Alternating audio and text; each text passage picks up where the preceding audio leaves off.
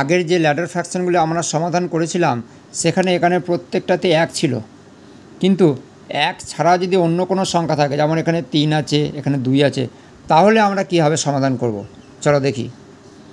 আগের মতোই এখানে এই ভগ্নাংশটি লিখব। প্রথমে আছে 1, তারপরে 4, এবার যোগ চিহ্নগুলো গুনব 1 2 3, 3টে রেখা টানব। এবার এখানে আছে কত 2, এখানে প্রথমে 2 লিখব, 3 আর এখানে লিখব 1। প্রথমে আমরা 2 এর সঙ্গে 4 গুণ করব, তার সাথে 1 যোগ করব, তাহলে হবে 9, 9টা এখানে লিখব।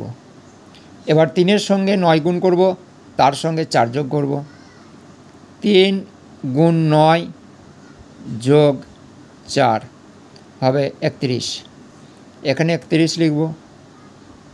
এবার 3 একের সাথে 31-এর গুণ করব, তার সাথে 9 যোগ করব, 1 গুণ 31 যোগ 9 তাহলে হবে 40, 40টা লিখব এখানে। তাহলে এই ভগ্নাংশটির সমাধান হবে 40/31। আশা করি এই সমস্যাটির সমাধান কীভাবে হলো সকলেই বুঝতে পেরেছ। এই ল্যাডার ফ্র্যাকশনটির উত্তর কত হবে কমেন্টে জানাও।